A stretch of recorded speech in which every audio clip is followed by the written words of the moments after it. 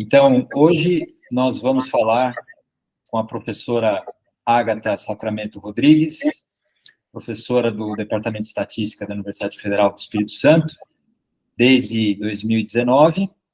A Ágata fez o mestrado em Estatística e o doutorado em Estatística no IME-USP, e, mais importante, egressa do Departamento de Estatística da Universidade Federal de São Carlos.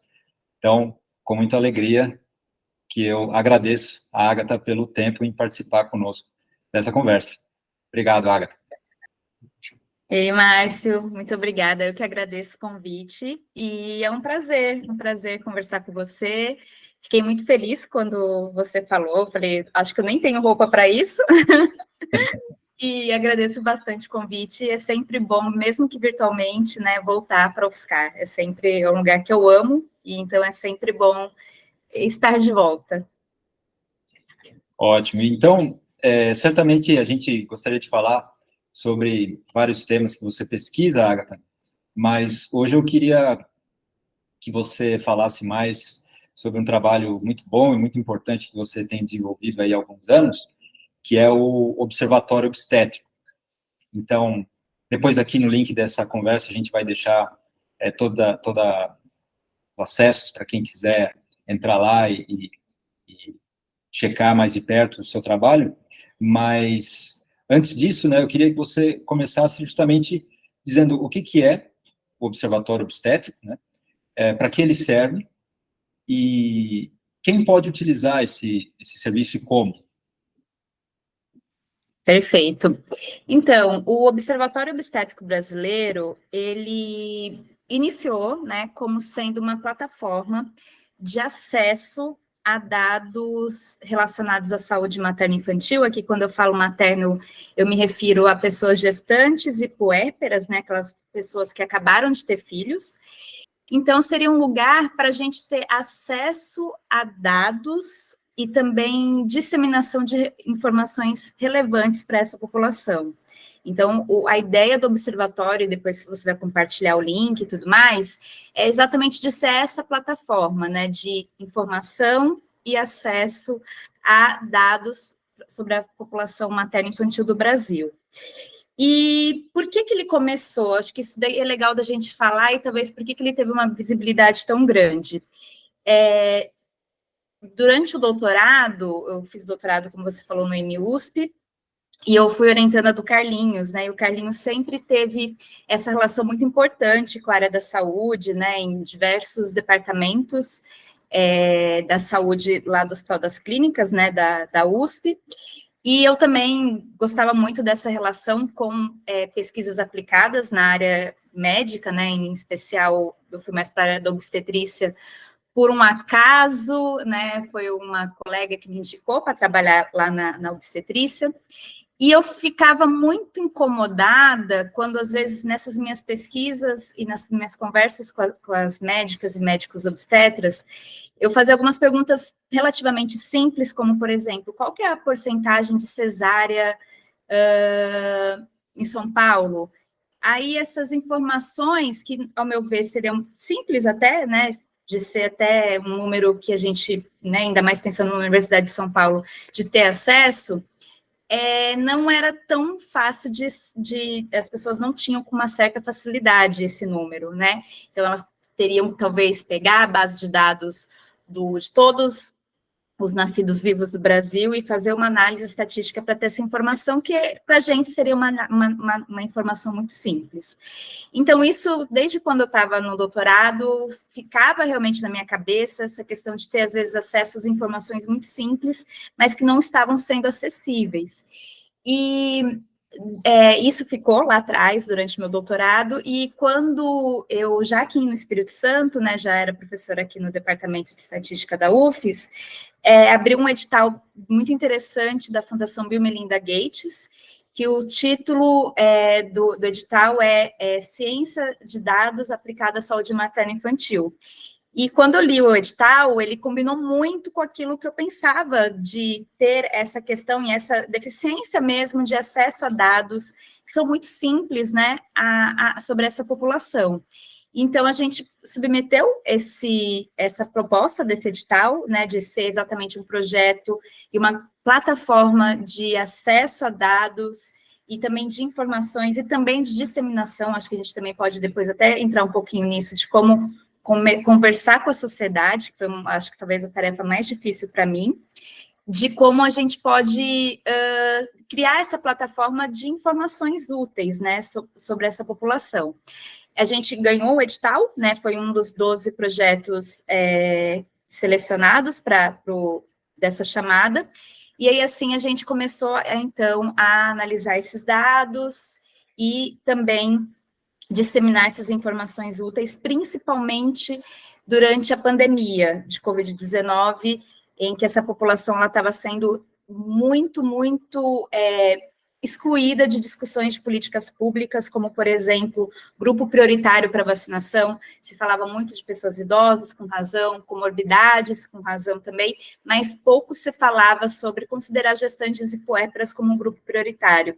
E eu gosto de dizer isso porque a gente já passou em 2009 de uma pandemia da H1N1, em que a população materna foi realmente um grupo de risco muito importante, e parece que a gente esqueceu simplesmente disso, sabe? Parece que a gente não tomou nenhuma lição com o que aconteceu e com as mortes que aconteceram durante a H1N1 em 2009 e 2010 no Brasil.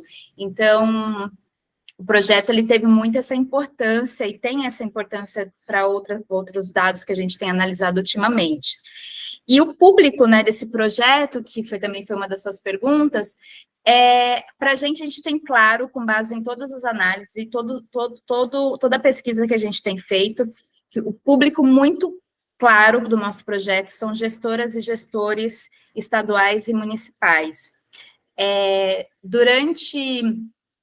Uma das formas, acho que isso é legal de contar para vocês, uma das formas que a gente tem para apresentar esses dados é por meio de painéis de visualização. A gente cria painéis de visualização em Shine, né? Então, a gente tem os alunos que são envolvidos nesse projeto. Na verdade, sem os alunos, nada disso seria possível, né? De construir.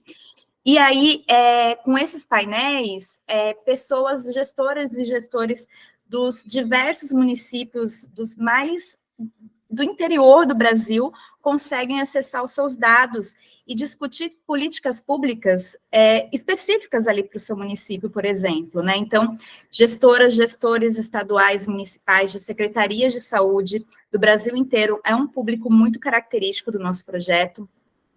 Um outro público também muito claro são jornalistas, então, que exploram os dados e também os painéis de visualização do nosso projeto, tanto para responder perguntas de pautas que eles já têm específicos, perguntas específicas de pautas, né? Então, por exemplo, eu quero avaliar como que está a taxa de cesárea do Brasil, e aí essa informação já pode ser obtida por meio dos nossos painéis de visualização, ou pode ser com um objetivo mais exploratório. Estou ainda querendo discutir pautas, então como que eu posso navegar nesses painéis para ter ideias de pautas relacionadas ao tema? Então, jornalismo também é uma população, um público muito característico do nosso projeto. Outro público também de outros pesquisadores de diversas áreas do conhecimento, então, jornalistas, estudantes, mestrandos, doutorandos e pesquisadores da área de jornalismo usam nossos painéis também para fazer suas análises e também tirar ali, responder suas hipóteses das suas pesquisas de interesse, pesquisadores da área da saúde, né, em específico da obstetrícia, da pediatria também, enfermeiras, enfermeiros. Então, de uma forma muito geral, e talvez esses três são os mais, são usuários muito característicos realmente do observatório, são então os gestoras e gestores, né, estaduais, municipais principalmente, pesquisadores das áreas aplicadas e também jornalistas. Então, esse é realmente um público muito característico do nosso projeto. Ótimo. Você já se antecipou um pouco aí na segunda pergunta que eu ia fazer, que era como surgiu a ideia, né, para criar observatório.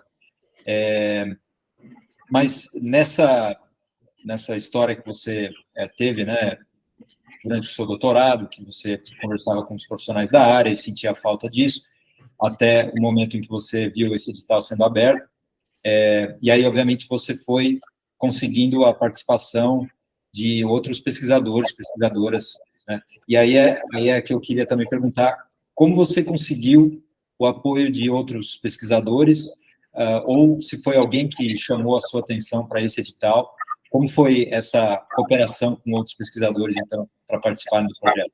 Perfeito. Eu respondi parte dessa pergunta, né, porque eu acho que primeiro, a minha convivência, né, no Departamento de Obstetrícia e Ginecologia da USP, então, como eu falei anteriormente, eu estava no doutorado, e meu doutorado foi no IME-USP, mas durante meu doutorado eu também trabalhava com as pesquisas aplicadas da obstetrícia, né? E lá eu pude conhecer pessoas pesquisadoras, e aqui, dentre várias, eu vou citar um nome que eu acho que já representa todo mundo da obstetrícia, que é a Rossana Francisco, que ela é a minha grande parceira, assim, de pesquisa e grande parceira no observatório. Eu gosto muito de falar que eu passei por alguns lugares ali no HC, mas a obstetrícia foi o lugar que eu mais me senti bem, e por isso que eu continuo trabalhando com eles até hoje, porque, além do tema, então, por uma discussão de trabalhar com gestantes e puérperas, uma população que realmente é muito invisível quando a gente fala em políticas públicas, isso reforçando um pouco a minha resposta anterior, também tem uma questão de que era um departamento muito humano. Eu gosto muito de dar esse exemplo, porque eu acho que quem já trabalhou em algumas áreas vai entender, assim. Eu estava um dia numa reunião com a Rossana Francisco, né, que ela é a chefe lá da obstetrícia da USP, e que também está comigo no observatório. E aí, nisso, quem nunca teve a oportunidade de ir ali no Hospital das Clínicas, é um complexo gigantesco, né? Então, eu fiquei lá por alguns anos, você me falar que eu conheço tudo, realmente é impossível, porque é muito, muito grande, e alguns lugares até um pouco labirinto, né, de se encontrar lá dentro. E eu estava, então, numa reunião com ela, numa sala mais ali na área da obstetrícia, mais ligada à pesquisa, né? O ensino e a pesquisa, o ambulatório era do outro lado do prédio. E veio uma senhora, uma paciente, né? E ela nem era da obstetrícia, ela foi para o andar errado, e perguntou, oi, não lembro exatamente a pergunta dela, mas ela estava perdida, e em outras situações que isso era muito frequente, e eu nunca sabia onde era, né, eu realmente não conhecia muito ali dentro, a pessoa que eu estava junto falava, não é que não, pergunta ali, ó, para alguém da segurança, a pessoa sempre terceirizava dar uma informação. E a Rossana, nesse dia, eu acho que ela nem deve saber disso, mas ali que ela me conquistou muito, porque ela falou, Agatha, peraí, então, vamos ali que eu levo a senhora, que é do outro lado do prédio, aí vai ficar um pouco mais fácil. E isso, por mais besta que às vezes pode parecer, me mostrou um pouco essa questão de por que a gente faz pesquisa, para quem que é a pesquisa, sabe? E me fez me sentir em casa, assim, essa atitude dela, sabe? Isso em várias questões, assim, esse exemplo, mas também de várias pesquisas lá dentro que é muito pensada exatamente para melhorar a assistência ao parto daquelas pessoas, daquelas mulheres, daquelas pessoas gestantes e puérperas. Então, durante esses meus 3 anos lá na obstetrícia, 2 anos presencial e depois remotamente, já não estava mais lá em São Paulo, eu pude encontrar pessoas que eu falei, que eu exatamente identifiquei que eu gostaria de trabalhar por muitos e muito tempo, assim. Então, a Rossana é exatamente uma dessas pessoas. Combinou muito a nossa forma de trabalho, por quê? Porque a gente sempre fala, e eu acho que hoje em dia mais ainda, quando a gente fala de ciência de dados, sobre essa multidisciplinaridade, você trabalhar com pessoas de outras áreas também. Então, é muito importante esse contato de da estatística, mas também tem outras pessoas da estatística também, tem mais 2 professoras aqui da UFES que estão no projeto, que são a Luciana de Godoy e a Nathalie Jimenez, as duas são professoras no departamento de estatística aqui da UFES, e também a equipe da obstetrícia, em especial o pessoal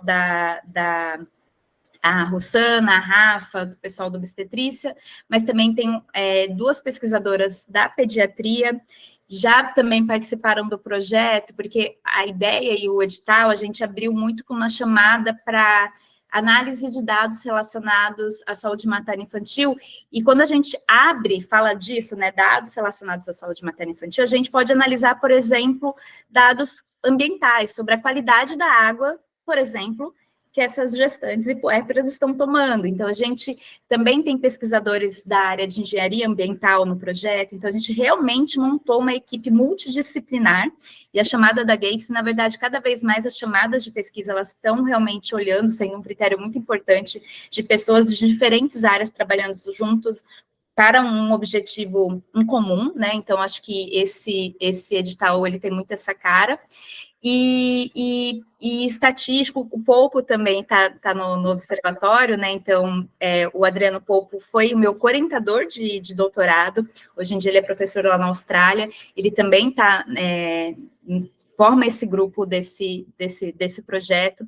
Então, são pessoas que eu já tinha trabalhado antes, então já tinha uma experiência anterior de trabalho, e de diversas formas, mas que quando chegou esse edital, né, tinha as pessoas mais naturais, como a Rosana e tudo mais, mas a gente montou uma equipe pensando exatamente para aquela pergunta que a gente tinha interesse em responder, né, e aquela hipótese que a gente tinha, e aquele interesse que a gente tinha, nesse caso, de construir esse observatório e montar essa grande equipe. Então, foi esse processo do conhecimento das pessoas enquanto eu estava no doutorado, mas principalmente de mesmo saindo de lá e vindo aqui para o Espírito Santo, continuar trabalhando juntas. Então, esse foi o grande, acho que o grande motor para o observatório ter conseguido esse edital da Gates, e mais ainda por ele ainda existir, porque o edital acabou, na verdade, a verba, o financiamento acabou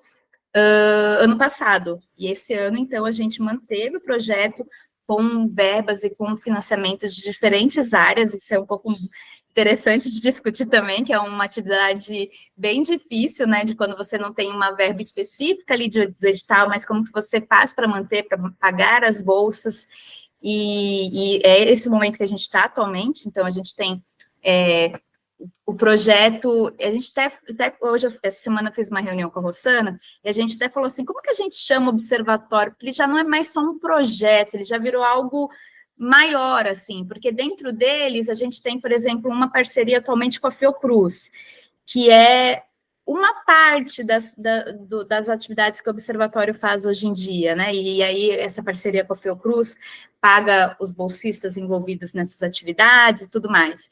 E aí a resposta da Rosana foi, é um observatório, né, então é isso, assim, foi um projeto, que iniciou como um projeto, e hoje em dia ele está muito, muito maior do que um projeto, né, ele já virou um grande conjunto de atividades e de projetos que estão nesse observatório, nessa plataforma. Ótimo.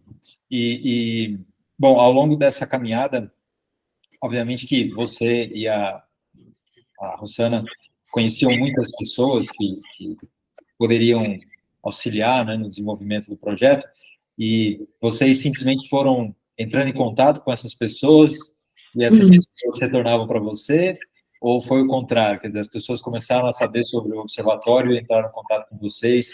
Como foi isso? Ótima pergunta. Quando esse edital da Gates, ele foi uma experiência muito incrível, assim, porque a gente já participei de projetos financiados, por exemplo, CNPq, FAPESP, e FAPES aqui no Espírito Santo também, e esses editais sempre era muito focado assim, olha, você conseguiu o edital, parabéns, a verba está aqui, só quero que no final você me entregue ali, se tem os relatórios parciais, e no final você vai entregar o relatório final, só espero que você entregue tudo isso que você prometeu aqui no seu projeto. Esse da Gates não foi dessa forma. Por quê? Eu acho que isso é muito legal, porque é muito, quando eu converso com outros amigos e de outras áreas, e mesmo da estatística, é meio que inédito. Talvez, hoje em dia, talvez a Serrapilheira, tem uma amiga que conseguiu um edital agora da Serrapilheira, talvez seja um pouco parecido, mas por que eu digo isso? Porque eles sempre fazem um acompanhamento muito de perto, então tinha uma equipe muito dedicada para os 12 projetos que foram selecionados, no sentido de que eles sempre falavam, o artigo científico que vocês vão ter no final desse projeto, ou os artigos científicos publicados, não devem ser o fim, né? Não deve ser o fim. Esse edital, ele realmente cobrava muito da gente uma comunicação com a sociedade, e seja ali com o seu público, né? Como eu falei, se eu defino que o observatório, um dos públicos são gestoras e gestores, então eu tenho que ver ferramentas e formas de conversar com gestoras e gestores. Isso foi muito inédito para mim, porque, como eu te falei, em geral, a gente sempre pensa no artigo como fim ali da sua pesquisa, né? Publiquei o artigo, acabei, não. Na verdade, a gente tinha exatamente que ainda comunicar com a sociedade, né? E isso realmente era sempre um grande desafio para a gente, porque eu não fui treinada para isso, né? A gente ali no doutorado não é treinado para, por exemplo, dar entrevista para canal, um veículo grande de comunicação do Brasil, do mundo, né? A gente não tem esse treino, né? E a gente é muito formado a conversar com os nossos pares, né? Então, eu vou com um evento científico de estatística, é um lugar casa, né? Você já está muito acostumado a falar de estatística, né? Usar o statistiquês para conversar com outras pessoas, mas que quando eu vou falar com um gestor ou com alguém, por exemplo, da Folha de São Paulo, que foi a nossa primeira entrevista, você não pode usar o statistiquês, você tem que usar uma linguagem mais acessível, né? E aí, então, a Gates, a Fundação Gates, ela também tinha, durante esse edital, uma equipe que foi contratada por eles, chamada Odd Studio, que deu muito esse auxílio que eles chamam de comunicação em ciência, fazer comunicação em ciência. E só que o mais maluco disso tudo é que as coisas com o observatório aconteceram tão rápido que a gente nem teve tempo de ter esse auxílio. Meio que as demandas de imprensa, eu já vou contar um pouquinho disso, as demandas aconteceram antes até do início de todo esse processo de comunicar com a sociedade. Por que aconteceu isso, né? E aí, respondendo essa pergunta de como que foi esse processo de conhecer as pessoas e o público do nosso projeto. O que aconteceu foi o seguinte, dos objetivos do nosso projeto, e a gente enviou para Gates no final de no meio de 2020, e aí saiu o resultado no final de 2020, então a gente já tinha passado pelo primeiro ano da pandemia, quando o nosso projeto foi aceito. E uma das atividades do nosso projeto, que virou até a atividade principal, exatamente pela urgência, né, essa emergência de saúde pública, foi olhar a situação das gestantes e puérperas durante a Covid-19, durante a pandemia de Covid-19. Quando eu leio o projeto hoje, Márcio, ele era um objetivo específico, porque a gente não imaginava, né, naquele momento que a gente estava escrevendo a proposta, que a população materna realmente era um grupo de tão risco como realmente se mostrou, né? Então, a gente colocou ali um objetivo específico ali, né? Era um dos objetivos específicos do nosso projeto. Só o que aconteceu? A gente, então, com base nesse objetivo de monitorar a situação da população materna internada, né, e hospitalizada por Covid-19, a gente viu lá para o março, abril de 2021, que durante todo o ano de 2020, a gente teve aproximadamente 460 mortes de gestantes e puérperas por Covid-19. E esses dados são do CIVEP-GRIP, né, que eu acho que muita gente ficou familiarizada com essa base de dados exatamente por lá ter as internações por síndrome respiratória aguda grave, né, e lá a gente conseguia fazer um filtro nessa base de dados para selecionar gestantes e puérperas.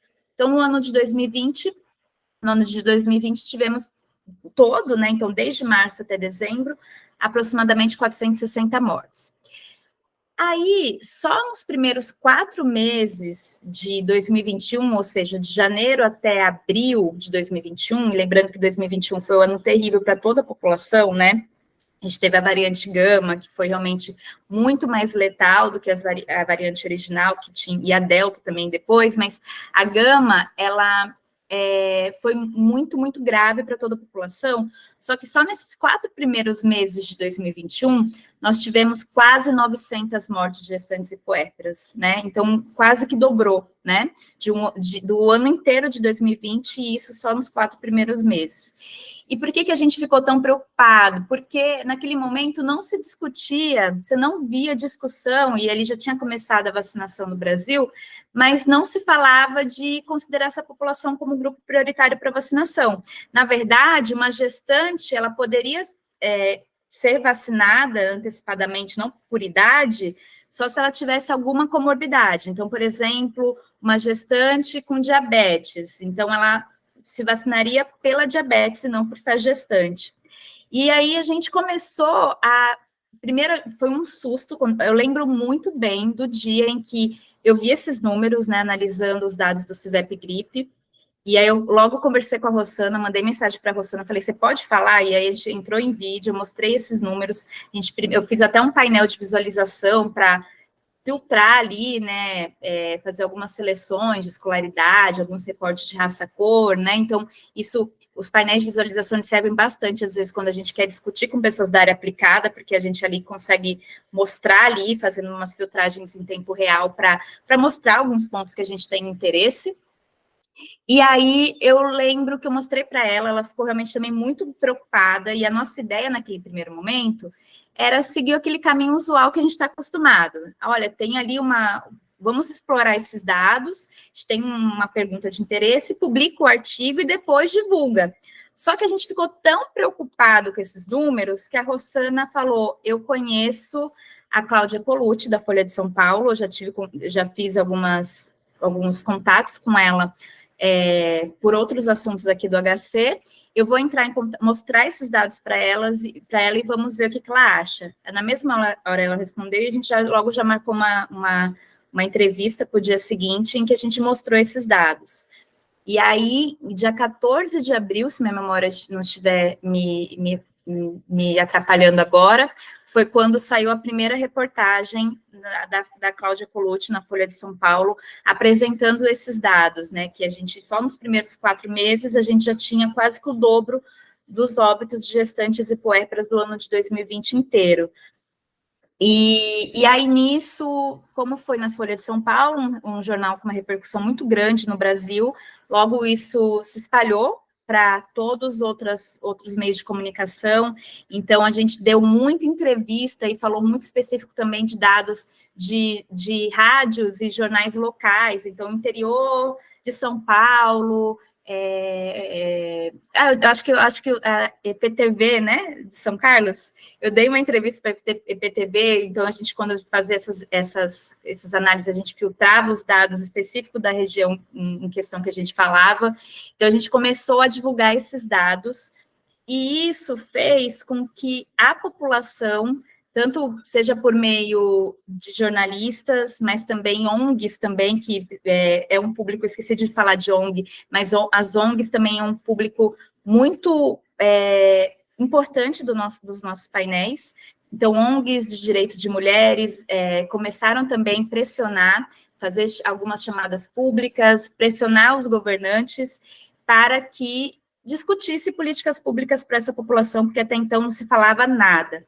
Aí, eu não sei se vocês vão lembrar, mas 2 dias depois da reportagem da Folha de São Paulo, o secretário da Saúde da Mulher do Ministério da Saúde fez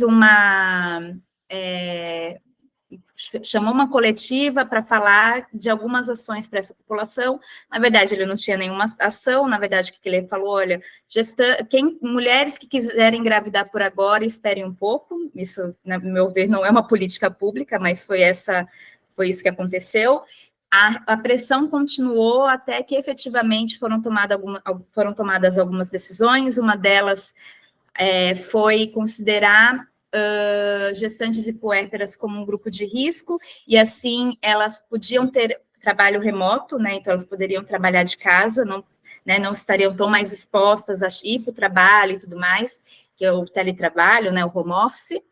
E nisso sempre, se vocês forem ver até o projeto de lei e tudo mais da deputada que sugeriu essa lei, cita os dados do observatório. Então, os dados do observatório, eles serviram muito para pautar discussões em políticas públicas, isso que eu gosto muito de falar, sabe?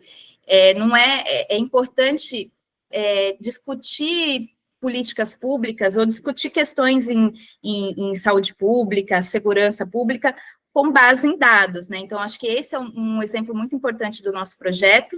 Então, ali foi uma das primeiras leis para essa população, e depois também saiu a portaria de considerar gestantes e puérperas como um grupo prioritário para vacinação. Como a vacinação ela não estava sendo centralizada no governo federal, cada estado tomou essa decisão, então aí também teve a briga das ONGs, dos políticos estaduais, exatamente para discutir quando que começaria a considerar a vacinação para essa população. Então, em geral, ali começou em maio, junho, alguns estados começaram um pouquinho antes, lá para o meio de maio, e junho, alguns outros estados começaram a vacinar essa população ali mais para o meio, final de junho. Então, esse é meu ponto, assim, a gente teve exatamente, e infelizmente, por conta da Covid, essa visibilidade que a gente não, no primeiro momento, não foi atrás, ela veio naturalmente pela divulgação dos dados que a gente começou a analisar, e Márcio, isso é muito importante, e eu gosto muito de falar isso, porque para a gente da estatística, o que a gente fez foi nada, assim, a gente apresentou um painel de visualização, não tem nenhum grande modelo, não tem modelo nenhum, foi uma análise exploratória, uma análise descritiva, que às vezes eu até falava, gente, mas eu não fiz quase nada, e teve uma repercussão muito grande, porque mostra que às vezes, o Carlinhos, ele falava disso, né, que às vezes as soluções, elas são coisas que não precisam ser nada muito absurdas, às vezes coisas muito simples, e que no nosso caso foi só, e assim, o só mais na questão de simplicidade, né, de você mostrar uma análise exploratória, uma análise descritiva dos dados, exatamente para dar luz a um problema que as pessoas estavam totalmente sem enxergar, né, então acho que isso é muito importante de dizer. E aí, então, a partir de toda essa divulgação do projeto, jornalistas vieram até a gente, então um dos nossos públicos que são jornalistas vieram até a gente para fazer as suas matérias e mostrar como estavam as situações em seus estados e municípios. Então, eu lembro acho que o estado do Paraná, algum estado do Sul, se eu não me engano é o Paraná, estava com muita dificuldade de discutir quando começaria a vacinação das gestantes e puérperas, e eu lembro que a gente deu algumas entrevistas mostrando os dados específicos do Paraná, mostrando quanto que tinha aumentado, e coisas desse tipo. Então, a gente fez esse trabalho muito importante com jornalistas, e aí, assim como os jornalistas vieram até a gente para pautar essas discussões, gestoras e gestores, como eu falei anteriormente, de municípios mais distantes, que a gente nem imaginava ter contato,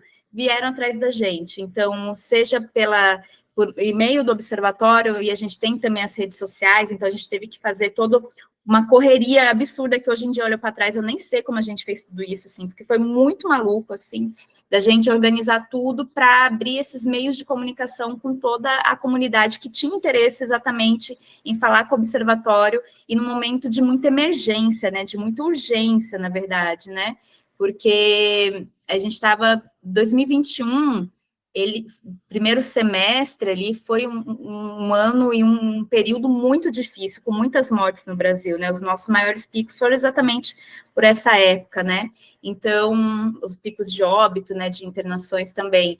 Então, foi assim, as coisas foram acontecendo por essa visibilidade, E a gente foi aprendendo conforme o jogo acontecia. Então, eu lembro que da Folha de São Paulo foi uma matéria escrita, então elas pegam as nossas aspas. Mas eu lembro a minha primeira entrevista por vídeo, que eu respondi, eu não lembro exatamente qual era a pergunta, ele falou assim, não, tudo bem, mas o que isso quer dizer? Como que a gente pode falar em outras palavras? Eu falei, eu acho que eu estou entendendo. Eu preciso saber como falar com esse público, assim, sabe? Então, isso aconteceu bastante. Não que, é óbvio que é sempre muito difícil, é muito, muito difícil, mas eu percebo que a gente aprendeu muita coisa, sabe? Como falar com a sociedade, sabe? E não só a sociedade com o público em geral, mas com jornalistas, com os gestores estaduais municipais, né? Porque uma outra coisa que o observatório tem muito discutido é sobre a importância do letramento em dados, né? Que quando eu falo letramento em dados, não é eu saber, sei lá, eu sou um gestor, uma gestora, não necessariamente preciso saber, sei lá, abrir o R, o Python para analisar meus dados. Não necessariamente isso. Quando eu falo letramento em dados, eu conseguir olhar um gráfico, olhar uma tabela, e conseguir tirar as informações dali, sabe? Ou escutar uma estatística, entender exatamente o que aquilo pode significar, né? Então, acho que isso falta um pouco também da gente discutir. Mas foi isso, foi uma loucura.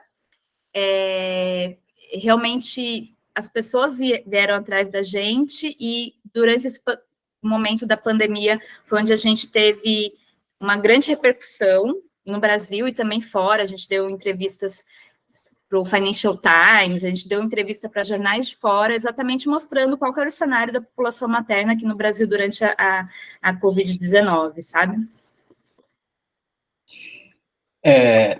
Você mesmo comentou aí, né, que essa circunstância da Covid, que foi, obviamente, infeliz para todo mundo, trouxe uma atenção para o observatório que, naturalmente, talvez não teria, né?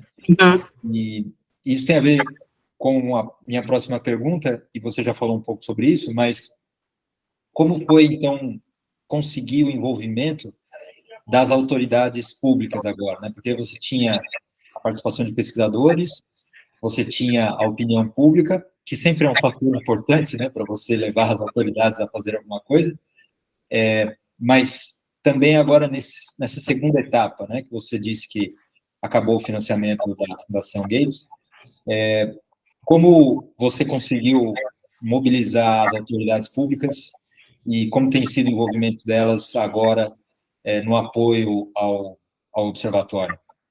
Perfeito, ótima pergunta. No ano da pandemia, a gente não teve uma abertura grande, direto com o governo em questão para falar sobre esses dados. Na verdade, era os dados que a gente apresentava pelo secretário ali, secretário de Saúde da Mulher, na verdade, ele questionava várias coisas, questionava inclusive a pandemia, enfim, mas durante aquele momento a gente não tinha muita abertura, então o nosso modo de atuação foi exatamente apresentando esses dados por jornalistas e por gestoras e gestores locais que, né, como você falou, a opinião pública é muito importante nesse assunto, então isso fez com que, por exemplo, essa população ficasse como um grupo, fosse considerado um grupo prioritário para vacinação. E isso só antes de responder essa pergunta, Márcia, é muito importante de entender na prática o que quer dizer essa população ser considerada como um grupo prioritário para vacinação. É o seguinte, a gente fez até um trabalho que está para a gente publicar, que é o seguinte, pensando ali que a média de idade dessas gestantes e puérperas é de 28 anos, dessa população que ficou com os casos graves de Covid-19, tá? Que precisou de internação. Então, aqui, quando a gente fala dessa população, é específica para aquelas que internaram com síndrome respiratória aguda grave causada pela Covid-19. Se essas pessoas não tivessem sido consideradas como grupo prioritário, pensando que muitas delas não seriam vacinadas anteriormente por comorbidade, não entrariam no grupo de risco, elas só seriam vacinadas por idade lá para agosto, setembro, como realmente aconteceu, pela idade. E aí a gente tem esse trabalho de falar quantas mortes foram evitadas, assim, sabe, de antecipar a vacinação para essa população. Que hoje a gente tem vários artigos que mostram realmente que era um grupo de risco só pelo fato de estar gestante, né? Porque a gestação faz mudanças no corpo da pessoa que, né, e dentro dessas muitas alterações, faz com que o vírus, que até então a gente não conhecia muito bem, tem ali, né, aumente o risco de desfechos adversos muito graves, né? Não só o óbito como o pior deles, mas às vezes até de ter uma Covid longa, né? Que são coisas que a gente tem estudado hoje em dia também. Então, isso é muito importante, né? Quantas mortes de gestantes e puérperas foram evitadas? Exatamente considerar essas mulheres, essas gestantes e puérperas, como um grupo de risco para vacinação.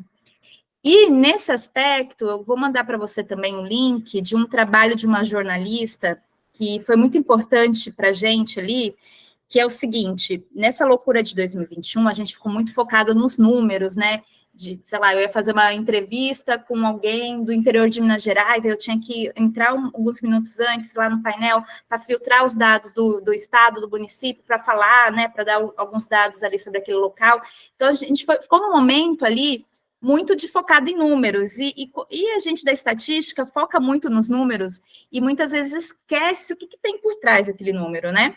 Quem que é uma pessoa, nesse caso é uma mulher, é uma gestante, e em geral, não, essa pessoa, ela já tem um filho, em geral pequenininho, né? E a Camila, ela entrou em contato com a gente, ela já se formou, mas ela era aluna de mestrado de jornalismo lá da ECA, né, ECA USP, né, lá do Instituto da Faculdade de Jornalismo, da USP, de comunicação, agora eu não sei mais agora, já faz um tempo da sigla. Escola de Comunicação e Artes. Perfeito, boa. Escola de Comunicação e Artes, perfeito. E ela entrou em contato com a gente, porque o TCC dela, e no TCC deles eles fazem meio que um livro-reportagem, era falar e dar cara para os números que ela estava acompanhando no observatório. Porque, como eu falei para vocês, usuários muito claros do nosso projeto foram estudantes de mestrado, doutorado, graduação, de diversas áreas e muito forte do jornalismo, né? E aí ela entrou em contato com a gente, fez algumas entrevistas comigo, com a Rossana, né, para a gente falar dos números e tudo mais, mas o que ela fez, além de entrevistar a gente, para a gente dar um cenário, um panorama geral a partir dos números, ela entrevistou 3 famílias de mulheres que morreram. Então, esse livro, ela mandou, eu tenho ele, depois eu posso colocar o link para pessoas que querem entender ali como que a estatística, ela faz parte, né, como que a gente pode apresentar, dar cara para os números, mas a importância, porque é o que eu gosto muito de defender a importância dos números, mas como também é importante a gente dar cara para esses números, né, de mostrar ali a realidade dessas mulheres. Então, o que ela apresenta 3 casos de mulheres, de crianças que ficaram órfãs, e isso é muito importante de dizer também. Então, esse trabalho, ele é muito importante. E, então, respondendo a sua pergunta sobre esse contato mais direto, né, com os políticos ou com os tomadores de decisões, principalmente em Brasília, durante a pandemia a gente não teve muita abertura para isso, então nossa conversa foi mais com o terceiro setor, foi mais conversando também com jornalistas, né, com gestoras e gestores mais locais, e isso é muito importante também, né, quem faz política ali do nível local, isso foi essencial para muitos municípios, mas desse ano para cá a gente já tem um pouco mais de abertura.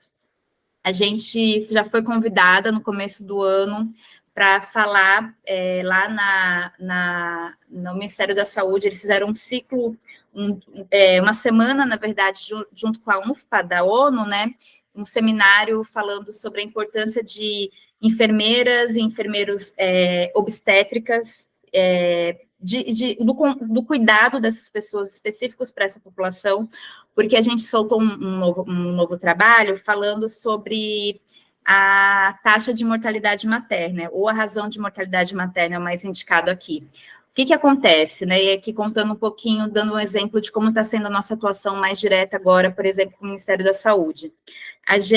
o Brasil tem, né, uma forma da gente monitorar o óbito de gestantes e puérperas só nos primeiros 42 dias do puerpério, né, que é uma definição que a ONU tem, que a OMS tem, desculpa, é, então, avaliar a razão de morte materna, que é o número de óbitos relacionados diretamente à gestação ou de uma forma indireta.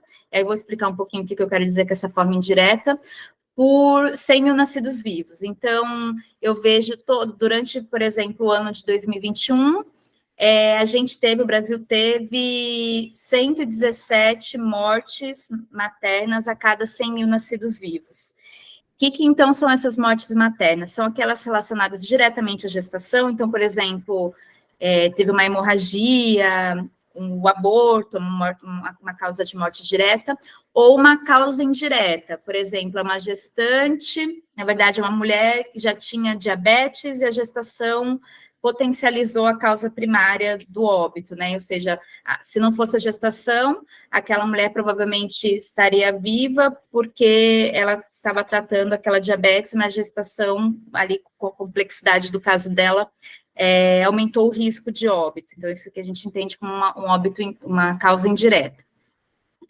E aí, a gente começou a analisar muito esses dados, né, quando a gente, felizmente, teve um sossego por conta da pandemia, a gente, então, focou para outras áreas do nosso projeto, e uma dessas áreas é olhar morte materna como um todo, não só por Covid-19, e aí a gente foi descobrindo que o Brasil tem uma meta de até 2020, né, nos Objetivos de Desenvolvimento Sustentável, de até 2030, desculpa, 2020 já foi, até 2030, de reduzir para 30 mortes a cada 100 mil nascidos vivos. O Brasil tem essa meta. Só que, como eu já falei anteriormente, em 2021 a gente teve 117, está muito longe de 30. Mas aí você fala, Agatha, mas você está sendo injusta porque 2021 foi o pior ano da pandemia e a gente tem muitos óbitos de Covid.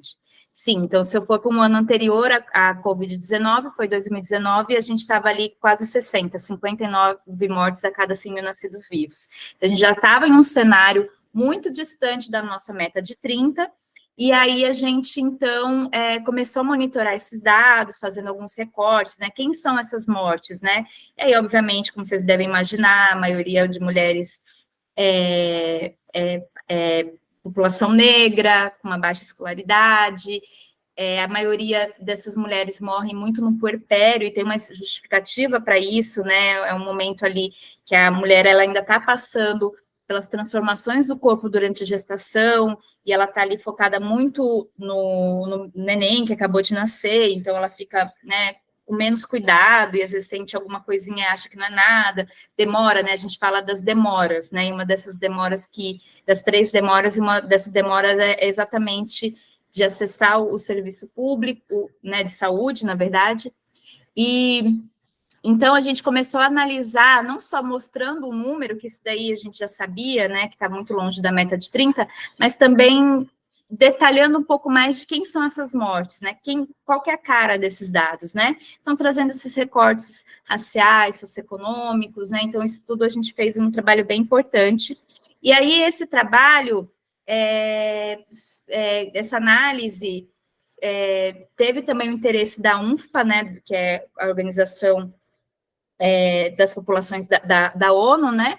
E aí a gente publicou um livro exatamente mostrando o cenário, quem são essas mortes no Brasil. E nisso, o Ministério da Saúde ficou muito interessado nesse trabalho e nos convidou para alguns seminários, algumas discussões, e muito também pensando em alguns aspectos, né? Quais são as ações imediatas que a gente pode fazer para chegar perto daquela meta de 30 mortes a cada 100 mil nascidos vivos? Mas uma outra coisa, Márcio, que eu acho que é muito importante, porque a gente não fez isso com H1N1, que foi descrever de uma forma muito clara quais foram as lições não aprendidas com H1N1 que deveríamos ter aprendido para a Covid-19, como eu falei anteriormente, por exemplo, identificar que essa população, só por fato de estar gestante ou puérpera, já teria que ter um cuidado, né, especial para essa população, um olhar especial para essa população. E um segundo ponto também é o que que aprendemos com a Covid para próximas emergências de saúde pública, sabe? Então, isso é um trabalho bem importante que a gente fez com a ONU e também que o Ministério da Saúde tem se guiado. O que também a gente teve uma recomendação para o Ministério da Saúde, né, do que veio desse livro exatamente para a gente reduzir a razão de morte materna, e esse é atualmente um dos trabalhos do observatório, né? Olhar muito especificamente para os óbitos de gestantes e puérperas, não só Covid-19, mas sabendo também o que foi importante de ter aprendido durante essa pandemia de Covid-19, mas também essa conversa um pouco mais direta com a Secretaria da Saúde da Mulher, do Ministério da Saúde, e várias interações que a gente tem com eles. E uma desses projetos também, em parceria com a Fiocruz, que o Observatório também está trabalhando na análise de indicadores relacionados à saúde materna e neonatal. Então, a gente tem ali, por exemplo, indicador de morte materna, indicador de morte neonatal, morte óbito fetal, mas a gente tem feito e tem dado esse olhar de olhar um pouco mais profundo para esses dados, sabe? Exatamente como eu falei da morte materna, de qual é a cara dessas mortes, né? Fazendo recorte racial, socioeconômico, a gente tem feito muito isso para esses outros indicadores também. Então, é isso que a gente tem. E a Fiocruz é numa parceria direta com o Ministério da Saúde também, né? Um trabalho com a Fiocruz direto também com o Ministério da Saúde. Certo. E voltando um pouco para a época da pandemia, você citou aí todo o esforço que foi feito, né, da parte de vocês, de levar a opinião pública e apontar como era importante a definição da população puérpera como uma população prioritária para receber as vacinas, e, obviamente, isso foi, eventualmente, aprovado, e depois, obviamente, com o passar do tempo, as mulheres tomaram conhecimento disso, né, as mulheres puérperas, né, a população em geral, e você citou duas dificuldades aí, né, uma dificuldade da população em geral, de receber informações estatísticas e entender isso, quer dizer, o que isso significa, né? E isso também é, em parte falha nossa, mas também é em parte falha do nosso sistema educacional como um todo, né? Mas eu queria perguntar para você, aí já é uma pergunta pessoal, né? Diante da reação da população em geral e do seu esforço, né? Do esforço de vocês todos aí, claro. Depois que foi aprovado, como você se sentiu? Qual foi a sua situação e de todas as pessoas envolvidas, né? Naquele primeiro momento, pelo menos? Perfeito. Eu vou te falar que eu não lembro como foi a nossa reação quando foi aprovado ou quando os municípios começaram a vacinar, porque logo a gente começou uma outra saga. Porque e naquele momento, o Observatório já tinha Instagram, Twitter, porque lembra que a gente precisou criar ali os canais de comunicação, no primeiro momento, com jornalistas, com os gestores e gestoras também, mas aí, a partir do momento que a gente criou o Instagram, também a gente estava conversando muito com a população geral também. E a gente recebeu muitas mensagens que a gente era um grupo do mal, porque a gente estava ali para matar os fetos, porque essas gestantes sendo vacinadas ia matar os fetos. Então, o que a gente descobriu foi que a população materna é um grupo muito, muito, muito de interesse, né? Gestantes e puérperas é um grupo muito de interesse dessas fake news, principalmente relacionada à vacina, e desse grupo, né, de pânico moral, né, que tem um canal no YouTube, Meteoro Brasil, que dá uma definição importante para isso, de pânico moral. E aí a gente logo percebeu isso, assim, que nem era exatamente um público que a gente estava no primeiro momento falando, né, que a gente não estava falando exatamente com a população geral, né, a gente sempre falava mais com jornalistas e com jornalistas e com gestores e gestoras, mas a gente começou também a ter por conta da visibilidade do projeto, a gente também teve muito esse contato com o público geral, de várias formas, né? A grande maioria mandando mensagens desse tipo, mas também a gente teve dúvidas do tipo, minha esposa, ela é gestante, estou com muito medo, mas nosso filho está indo para a escola, não sei o que eu faço, o que vocês acham? Que a gente nem saberia responder, né? A gente recebeu muitas perguntas assim, que a gente teve até, lembro que a gente fez várias reuniões com um grupo de comunicação que a Gates tinha disponibilizado para a gente também, durante o processo, a gente tinha uma verba que era específica para contratar uma empresa de comunicação, que foi onde gerenciou as redes sociais do Observatório, que é em mídia, então é um grupo de comunicação da Fiocruz, que a gente contratou especificamente para as redes sociais do Observatório, principalmente quando a gente viu que precisava ter essa comunicação mais direta com a população geral. E aí, a gente precisou também, por isso que eu te falo, foi tudo tão maluco ao mesmo tempo, que eu nem lembro do meu sentimento de, ufa, as gestantes agora são consideradas um grupo prioritário, então vão começar a ser vacinadas, porque foi tudo muito misturado ali, sabe? Realmente eu não lembro desse momento. E aí, a partir desse momento, o projeto, a gente sempre teve uma premissa da gente não ficar dando a nossa opinião e sempre só mostrar os dados. Então, quando via as questões falando sobre essa vacina não vai servir para nada para essa população, a gente viu ali um desafio de, agora que essa população começou a ser vacinada, vamos monitorar os dados de vacinação dessa população, que aí foi onde a gente fez um painel de vacinação gestantes e puérperas, vacinação Covid-19 gestantes e puérperas. A gente fez um outro produto, né, um outro painel focado nisso. Isso que era importante da gente monitorar os casos, aí já era uma outra base de dados, já é a base da campanha nacional de vacinação, né, do Programa Nacional de Imunização, da PNI, e aí a gente, então, acompanha esses dados, e junto com isso, o que aconteceu? A partir do momento que as pessoas começaram a ser vacinadas, no CVEP Gripe, eles incluíram um campo se aquela pessoa tinha recebido ou não a vacina da Covid-19. Percebam, no CVEP Gripe são os casos mais graves, que internaram por síndrome respiratória aguda grave. E aí tinha ali uma informação se aquela pessoa que estava sendo internada tomou ou não a vacina. Né? Hoje em dia a gente sabe que a vacina ela não protegia de você contrair o vírus, mas ela te protegia desses eventos adversos, né? Então, é claro que diminuiu bastante. E aí, o que acontece? Dentro desses casos mais graves, tinha gente que não tinha tomado a vacina e tinha gente que tinha tomado, uma proporção muito menor, né? Porque também protegia ali da internação, né? Desse caso que precisava realmente, que evoluía para SRAG, né? Para síndrome respiratória aguda grave.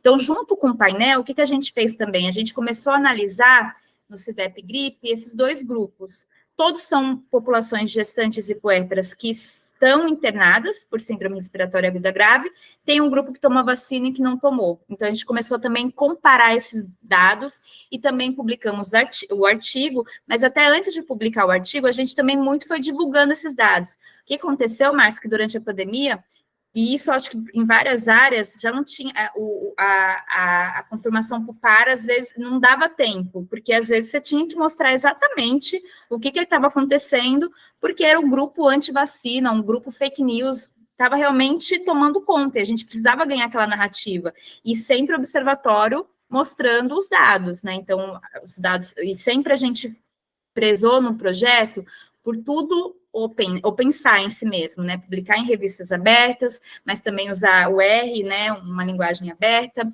Todos os nossos códigos eles eram disponíveis, então qualquer pessoa que quisesse de alguma forma contrariar alguma estatística que a gente estava apresentando poderia mostrar ali, acessar os nossos códigos, os nossos painéis, exatamente mostrar ali as questões que a gente estava mostrando, questionar o que a gente estava mostrando, então tudo era muito aberto. Então, durante esse período, que foi, acho que, um dos mais difíceis até, foi quando essa população começou a ser vacinada e da gente mostrar, olha só, pessoal, eu lembro muito de uns gráficos que a gente fez para mostrar que depois que começou a vacinação, teve um pico muito importante em janeiro de 22, que foi onde a Omicron veio para o Brasil e tudo mais, e que a gente teve um pico muito grande de casos de internações de gestantes e puérperas, mas que, felizmente, o gráfico de óbitos não acompanhava, o que era muito diferente antes da vacinação.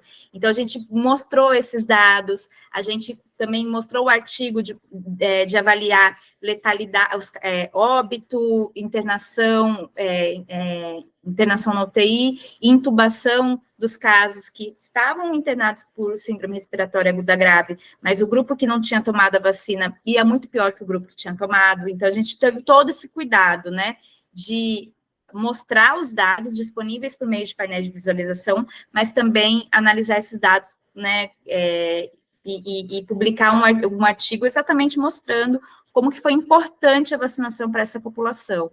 Então, a gente teve muito esse trabalho, e sempre com a comunicação, e isso graças à mídia, né, que foi a nossa salvação ali, de como que a gente podia comunicar esses achados com a sociedade.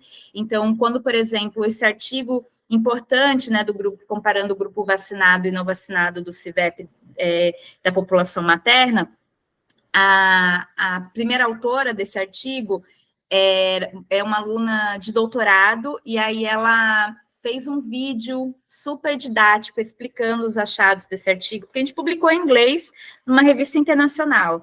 Quem vai ler esse artigo são os pares pesquisadores do mundo, né? A gente não está comunicando ciência quando publica um artigo em inglês lá para fora, né, em uma revista internacional. Então, o que a iMedia trabalhou muito com a gente, né, e a Odd Studio também, de como que a gente agora, ótimo, para vocês são pesquisadores, então vocês vão ser cobrados por publicação, então a gente tem que publicar, mas agora vamos fazer, e lembra que eu falei, né, que o trabalho não termina no artigo, agora a gente vai fazer o seguinte, vai fazer um vídeo ou uma live no Instagram, explicando os achados desse artigo numa linguagem muito mais tranquila. Então, a gente foi muito treinado nisso, sabe? Como, ao invés de falar odds ratio, o que a gente pode falar e explicar para a sociedade, sabe? Então, como que a gente podia fazer essa comunicação em ciência? E aí, a gente percebeu que aí sim foi mudando um pouquinho o ódio ali, a gente já não recebia tanta mensagem feia, chamando a gente das piores coisas, porque a gente também começou, na mesma ideia de mostrar qual era o cenário da população materna durante a Covid, a gente também estava, a pandemia, mostrando também o que estava acontecendo com essa população a partir do momento que ela começou a ser vacinada, sabe? E aí era difícil refutar, né? Porque um era os achados dos nossos artigos, o outro eu acho que a vacina faz isso. Então, era até, assim, em alguns casos você fala, não é possível que eu tenha que argumentar isso, mas se tem, né? A gente tinha que fazer algumas argumentações, mas foi essa guerra de narrativa, a gente conseguiu trabalhar, mas não, se eu tivesse sozinha nessa, eu jamais saberia, porque tinha equipe de comunicação ali, sabe? Tinha mídia que sempre nos treinou de como falar e também fazendo as artes, né? Então, quem hoje for entrar nas redes sociais do Observatório, a gente tem o Instagram, que hoje em dia é o mais forte, né? O pessoal escolheu, meio que a gente fez o Twitter e o Instagram. O Instagram é o que as pessoas mais usam. Se você for ver as postagens, são sempre com muitos dados, mas não da forma que eu teria feito, é uma forma como o pessoal da comunicação arruma, né? A gente mostrava o dado e eles faziam ali. Eu lembro que uma vez, uma reunião, eu mandei assim, o dado, 19,15. Aí ela falou, a gente pode só colocar 19? Eu falei, pode, sem problema, porque é muito importante. E isso, novamente, mostra o quanto que é importante essa interação com pessoas de outras áreas, assim, sabe? Isso, para mim, é um dos grandes... Esse trabalho multidisciplinar é realmente uma das grandes... um dos grandes aprendizados do observatório mesmo, sabe? Como que a gente foi unindo forças e que se fosse só eu da estatística, ou se fosse só a Rossana lá da obstetrícia, a gente não teria chegado nem perto do que a gente fez, sabe? Então, isso é um outro aspecto. Então, foi isso, assim, e aí isso, a gente fez uma live, eu lembro, foi muito importante, que tem uma obstetra muito pesquisadora incrível lá da Paraíba, que também ela é muito ativista para o direito das mulheres, chamada Melânia Amorim. Então, a gente fez uma live com ela, e ela tem vários seguidores no Instagram, então foi muito importante de mostrar os achados do observatório para o público dela e também discutir, né, a importância da vacinação.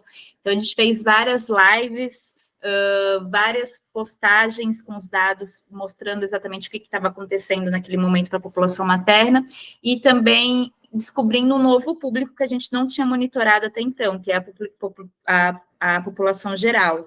E essa talvez tenha sido um dos nossos piores momentos, porque foi logo com a vacinação, sabe? Mas eu acho que a gente conseguiu, com base nessa questão de trabalhar a comunicação com pessoas que sabem fazer isso, mas também a gente fazer as análises dos dados, né, publicar o artigo, mas também saber comunicar os achados desse artigo para a população em geral, foi muito importante. Certamente todo esse período aí que você narrou foi muito importante em várias coisas, né? Vocês aprenderam várias coisas que, eventualmente, vocês não aprenderiam, infelizmente, se não fosse pela pandemia, né? Quer dizer, foi um período de muito estresse para vocês, mas vocês acabaram aprendendo muito, né? E agora, pensando no pós-pandemia, quais são os próximos passos ou perspectivas para o observatório, né? Porque ele continua existindo, é uma iniciativa que continua de pé, ainda bem. Então, quais são os próximos passos que vocês vislumbram para o observatório? Ótimo. Então, uma das coisas eu já falei anteriormente, né, que a gente tem mergulhado no objetivo de discussão sobre a redução de morte materna. Então, o Brasil ainda tem muitas, principalmente, para vocês terem uma ideia, a gente tem uma desigualdade absurda, assim, enquanto a razão de morte materna em 2021, né, que foi o último ano que a gente tem dados disponíveis, foi 117 a cada 100 mil nascidos vivos no Brasil. Mas, se eu fizer um recorte por estado ou por unidade federativa, eu tenho que, por exemplo, Roraima tem uma razão de morte materna de 310 a cada 100 mil nascidos vivos.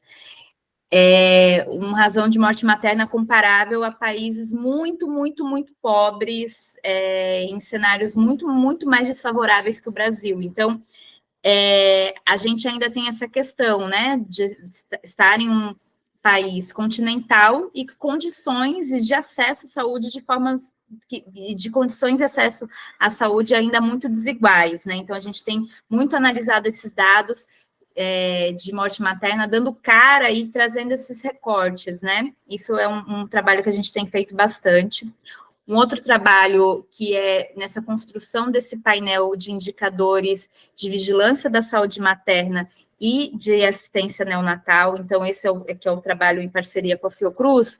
Veio também, a Fiocruz, vendo o trabalho do observatório, procurou a gente, tinha uma verba do Ministério da Saúde que era dedicado para isso, então a gente está trabalhando nesse painel de construir indicadores diversos. Por exemplo, um dos indicadores que a gente está construindo é um indicador sobre aborto inseguro, né, que não é um dado muito fácil. Então, a gente tem feito várias discussões de como que a gente pode criar esse indicador, que é muito importante para quando a gente vai discutir políticas públicas e saúde da mulher. Então, é um outro assunto muito importante, e esse é um ponto que eu gosto muito de dizer.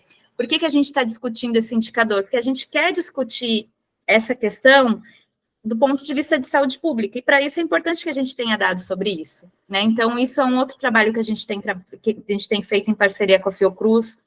Nessa ainda com a Fiocruz, a gente trabalhou, se vocês entrarem no site do Observatório, no menu, vai ter a história da Aparecida.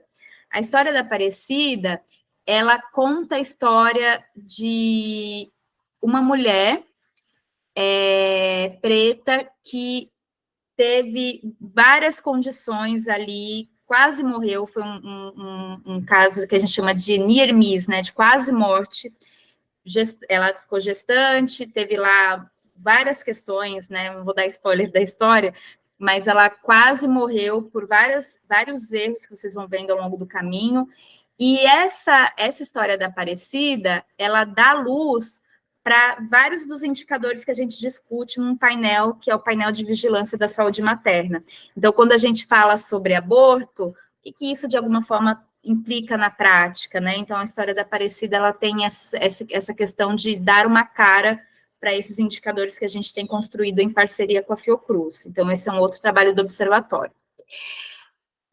Além de toda essa parte da análise desses dados de morte materna, mas também dessa ideia de construir esses vários indicadores, um outro indicador que acho que também vale a pena eu contar para vocês, que é um dos trabalhos do observatório, é indicador de deslocamento, porque uma das demoras que a gente sabe é a demora para ter assistência, na assistência médica.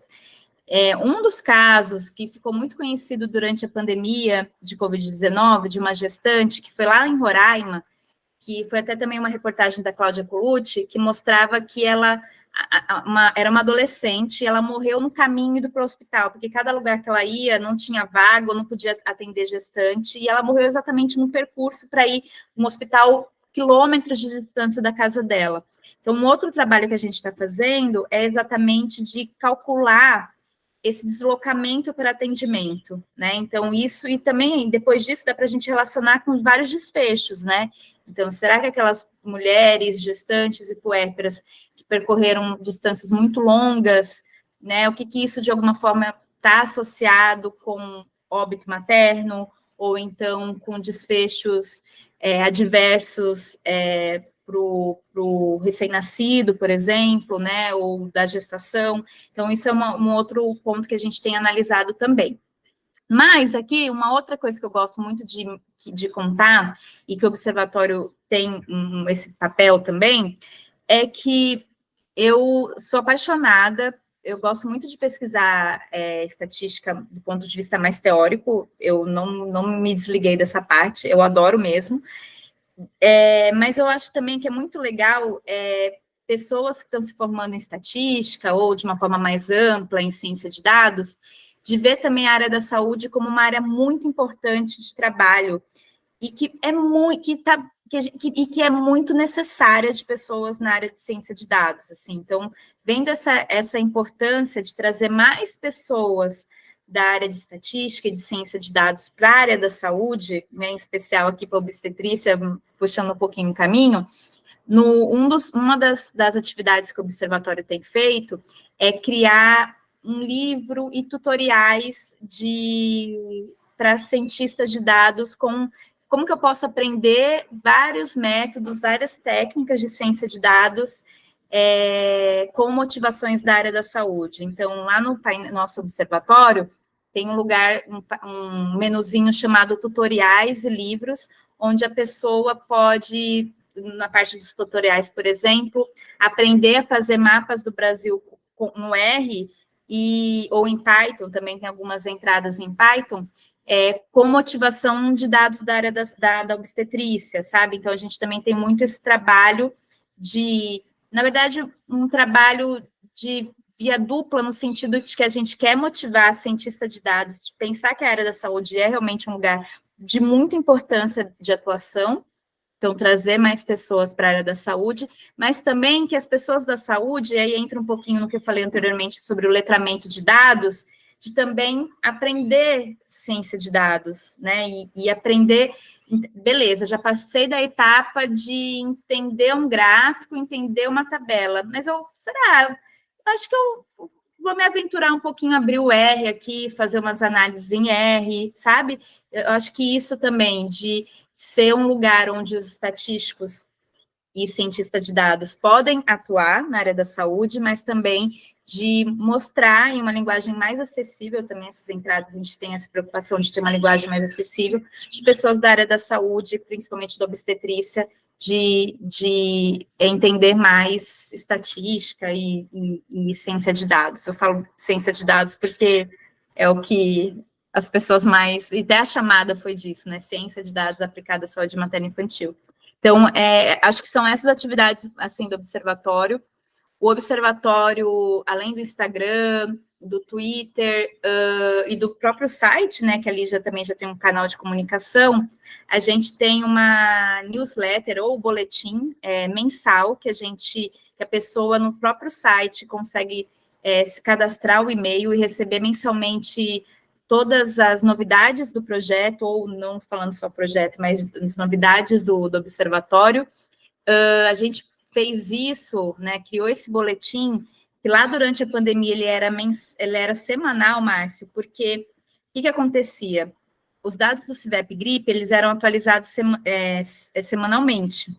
E aí a gente dava uma entrevista, por exemplo, para a Globo e falava lá uns números. Só que aqueles números, eles eram daquela semana em questão. Aí ia um jornal lá do interior de São Paulo, por exemplo, e replicava aquela matéria 2 semanas depois e os números já eram totalmente diferentes.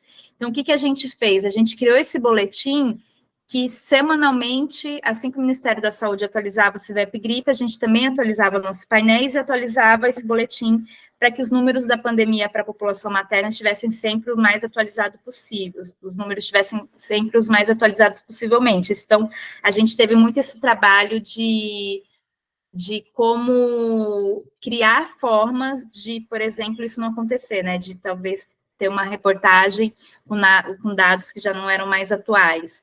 E aí esse boletim, ele persiste, né, ele continua até hoje, só que aí a gente, felizmente, não precisa que seja algo de forma mais semanal, e então agora ele é um boletim mensal, então as pessoas podem entrar no site, e lá assina a nossa newsletter, e aí colocar o e-mail e receber mensalmente todas as novidades do observatório. Foi muito bom você mencionar o site, porque eu acessei e está muito bem feito, muito bem construído, tem inclusive esses relatos que você mencionou, né, das puérperas e os livros que foram publicados, os artigos, mas também olhei esse livro que é feito na linguagem R mesmo, né, e então está muito bem feito, mas como eu disse, vou colocar depois na descrição o link, e também os links das redes sociais, para quem quiser acessar, mas o site do Observatório está muito bem feito e muito didático, né? Mesmo uma pessoa que não sabe sobre estatística consegue acessar as informações com muita facilidade, né?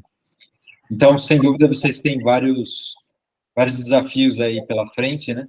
E não sei se é óbvio que a repercussão dessa conversa é muito pequena, embora a gente faça um anúncio, né? Depois, quando a gente colocar no canal da pós-graduação, mas vocês estão procurando fontes de financiamento, como é que está nesse período o envolvimento do setor público, do setor privado, se você quiser fazer algum apelo agora.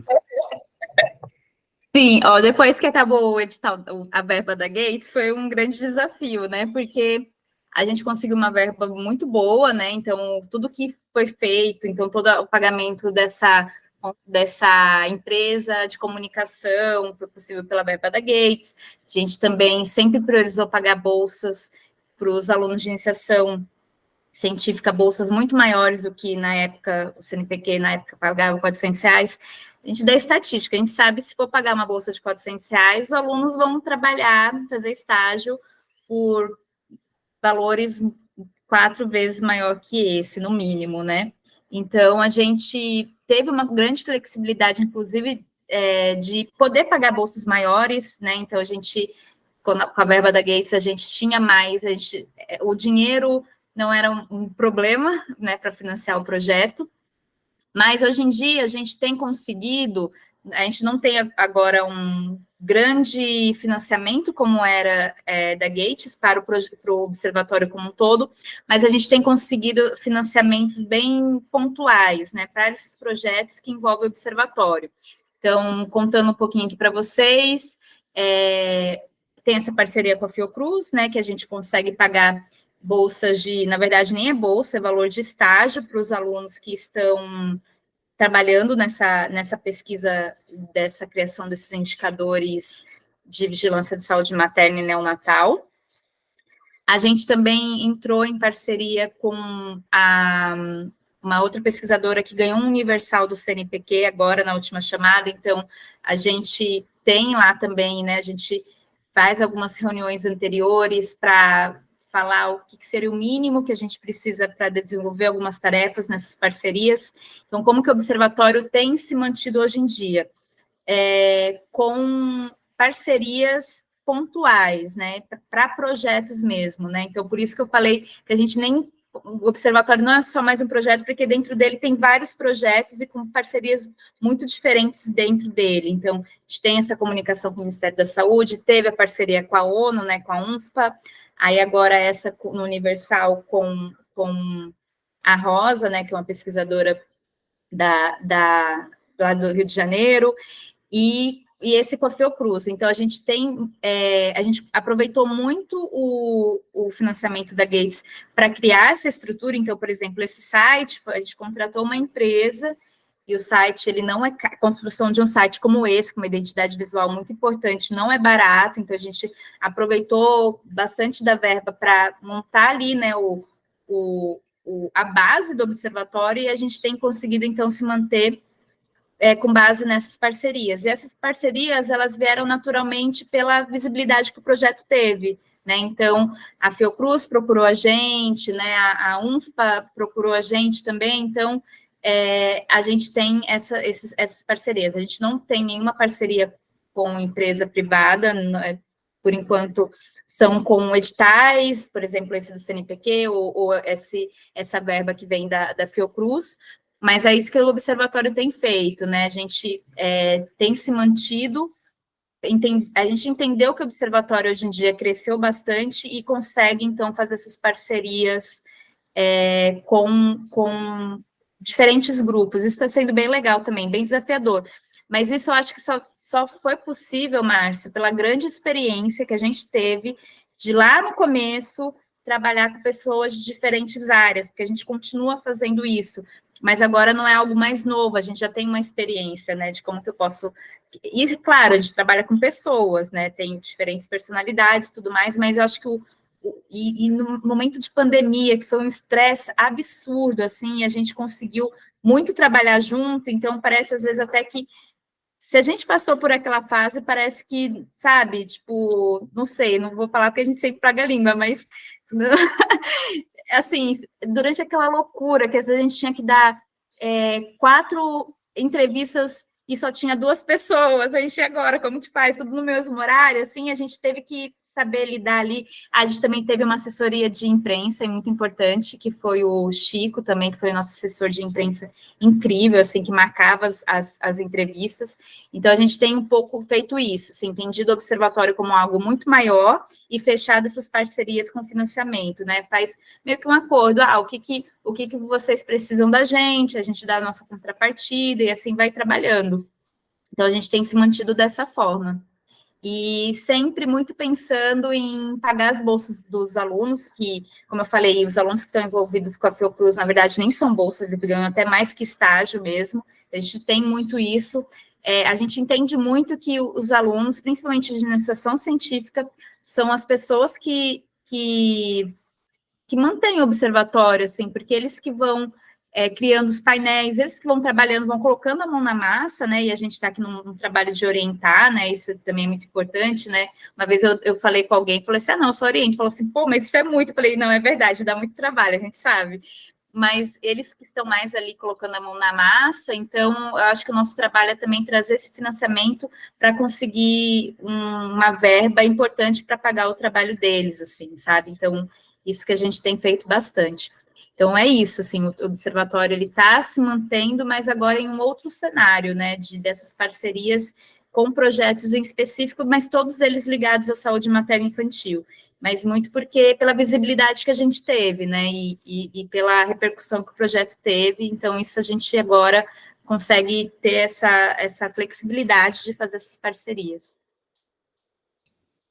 Certo, e vamos dizer que alguém assistiu essa nossa conversa aqui, mas desde um empresário que tem muito dinheiro até um pesquisador que gostou da iniciativa, que quer participar, ou que quer estudar os bancos de dados disponíveis no observatório, o que essa pessoa tem que fazer?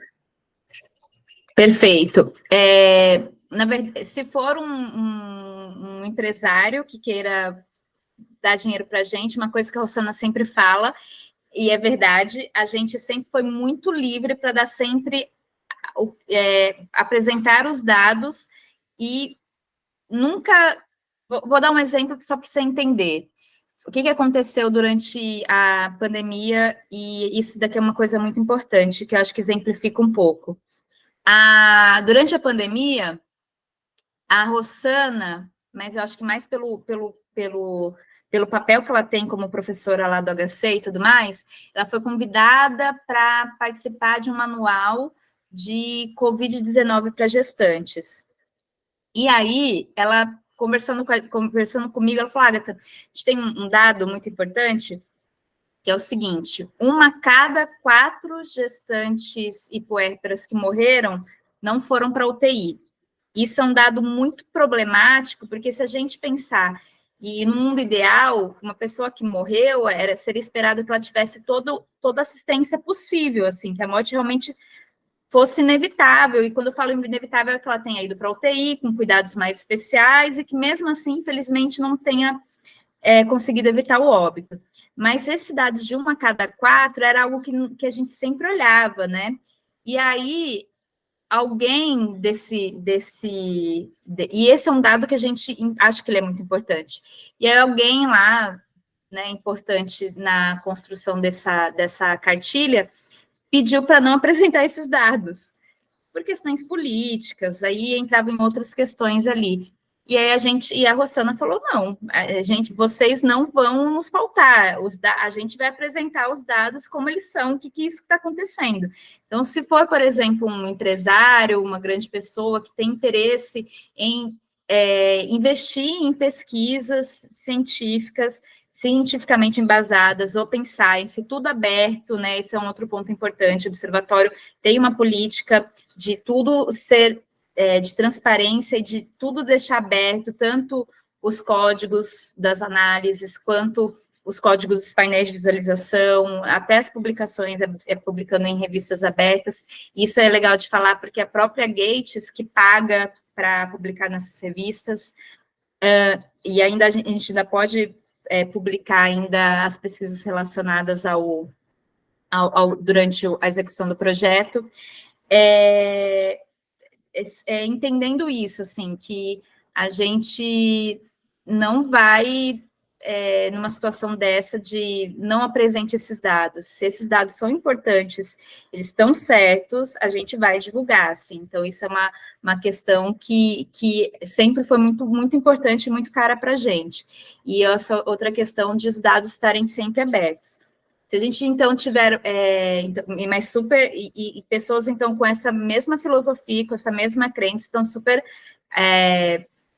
convidadas a conversar, o observatório está super aberto para essa conversa, e alunos, alunas de graduação, de mestrado e doutorado, que queira fazer parte, podem mandar mensagem para mim, posso também disponibilizar meu e-mail para conversar. Tivemos várias parcerias dessa forma, então tem alunos, hoje em dia, de doutorado, tem uma aluna que eu estou orientando de doutorado lá da obstetrícia, que foi assim, ela achou muito interessante o trabalho e entrou no projeto e está fazendo essa pesquisa de doutorado. Mas outra pessoa que às vezes queira só explorar os dados, todos os dados do painel estão disponíveis, então, seja acessando por meio do painel, mas se você quiser, por exemplo, a planilha de dados que alimenta o painel, isso também é muito tranquilo de obter, está no site, no próprio painel a gente coloca o link que vai levar para o Synapse, né, então um repositório de dados que a gente disponibiliza também. Toda vez que a gente atualiza os painéis, esse repositório dos dados também é atualizado. Então, na verdade, quem quiser usar os dados do observatório, não precisa nem entrar em contato comigo no primeiro momento, só de navegar no painel e em algum dos painéis ou em todos os painéis, já consegue acessar esses dados de uma forma gratuita e aberta, os códigos também estão disponíveis. E agora, quem quiser parceria também de observatório, tem várias, acho que todas essas várias frentes do projeto, né, do observatório como um todo, é de parceria mesmo, então a gente super adora, né, de trabalhar com pessoas de outras áreas, mas também gente da estatística que também tem um pouco essa vontade de também trabalhar com dados mais aplicados, de também usar dados para discussões e políticas públicas. Teve um caso, Márcio, que é legal de contar, que era alguém que viu o nosso painel, um dos nossos painéis de gestantes e puérperas, e falou que queria fazer algo muito parecido na área de direito, sabe? Fazer um observatório de direito. Falei, muito legal. Então, também de usar essa iniciativa do observatório, mas também de pensar em aplicações em diversas outras áreas, sabe? Então, isso também acho que é muito legal, e quem quiser talvez discutir sobre como que é o início, quais seriam os primeiros passos, também super abertos para conversar. Então, só mandar um e-mail e marcamos. Ótimo, você já, de certa maneira, entrou nas minhas duas perguntas que eu faria na sequência. A primeira, um pouco mais técnica, né? Você comentou sobre os dados, que os dados, imagino, sejam públicos, né? Que alimentam o observatório. E a minha pergunta é exatamente essa, quer dizer, de que banco de dados, qual banco de dados alimenta o observatório, ou se tem mais de um, né? Se é do Ministério da Saúde, ou se tem bancos de dados menores que de onde vocês tiram os dados para montar os painéis. Então, de onde vêm esses dados e que linguagem vocês usam predominantemente, né? Imagino perfeito, que seja perfeito. R ou Python, enfim. Uhum, não, perfeito. Então, agora a gente está com 7 painéis de visualização, indo para o 8º. E aí, cada painel tem a sua base de dados ou as suas bases de dados que alimenta, né? Que alimenta esses painéis.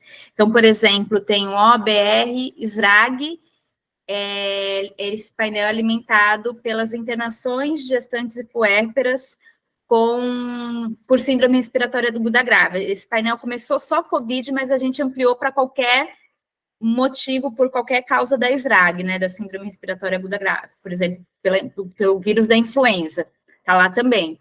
E aí esse painel, ele é alimentado exclusivamente pelo CIVEP Gripe, né, são todos dados públicos, né, então esse daí em específico pelo CIVEP Gripe.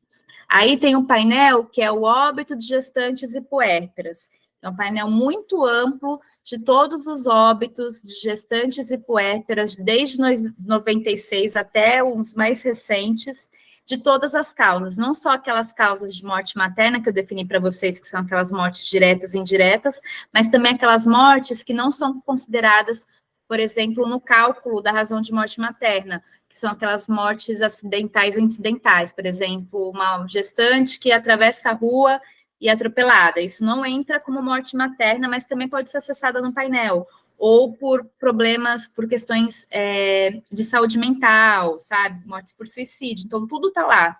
Então, esse painel, ele é alimentado pelos dados do SIM, que é o Sistema de Informação de Mortalidade. Dados públicos também. A gente alimenta ali, fazendo filtro de selecionar gestantes e puérperas.